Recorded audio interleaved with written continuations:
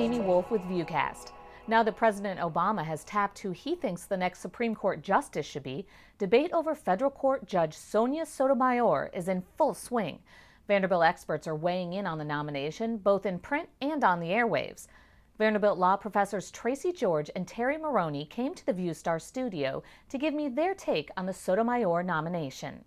Well, let me say two things. One, she's a safe candidate. The amount of vitriol that is spewed right after a nomination reflects that this is a highly political decision. Understandably, the Supreme Court is a politicized institution. It makes decisions that influence our lives day to day, our most important constitutional rights.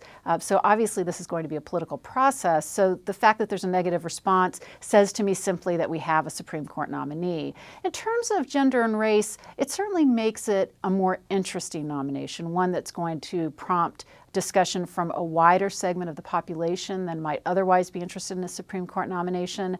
That said, I actually think that's part of what makes it safe.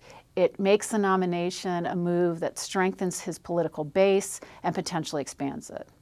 Why do you think there seems to be so much controversy tied to Sotomayor admitting that she is empathetic or that she does use these?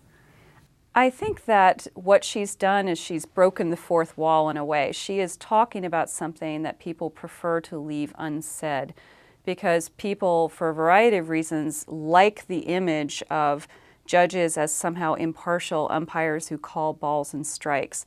Now, I've actually always been interested what umpires would think of the analogy because umpiring requires judgment and training. It's not as objective as people would like it to be. But even going with that analogy, that simply just reflects a misunderstanding of what the law is. Cases don't go to the Supreme Court unless they are hard, and they're not hard unless reasonable people could differ on the outcome. So the idea that a Supreme Court justice could just follow the law as written and make some kind of cold clinical umpiring decision on cases that are important enough to have made it to that court is unrealistic. But people like that narrative. It reinforces this idea that there's reason and that there's emotion and law is about reason and emotion has no place. It's not true. And I think that what Judge Sotomayor has done is she has broken that illusion a little bit by acknowledging the truth, which is that judges are human and they bring to bear human capacities, emotion, empathy, reason, experience, all of these things. You can see more of these interviews on vanderbilt.edu/news. And speaking of the law, Vanderbilt Law School is welcoming a new dean, but he's not new to Vanderbilt. Former Associate Dean of the law school's Academic Affairs, Chris Guthrie, will take on the top spot at the law school on July 1st. Guthrie, a Stanford and Harvard grad, has been at Vanderbilt for 7 years. Before coming here, he taught at the University of Missouri Law School and Northwestern and practiced law at a firm in California. The law school's current dean, Ed Rubin, will stay on as a faculty member. You can learn more about Guthrie on vanderbilt.edu/news. Previously on the Next Food Network Star. We're throwing a party to celebrate Food Network's 16th year, and you're going to cater it. Vanderbilt folks are used to heated debates, but one grad is getting hot in the kitchen. Peabody alum Eddie Gilbert is a contestant on the Food Network's most popular show, The Next Food Network Star.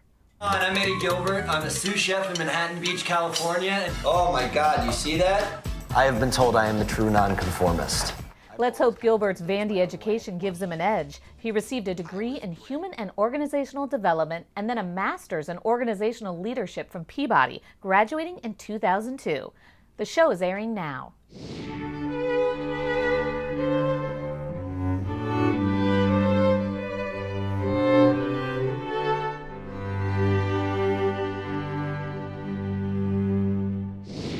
Okay, we know the Commodores baseball team is impressive during a game, but wait till you see what pitcher Jack Armstrong did during one of the team's recent pregame huddles.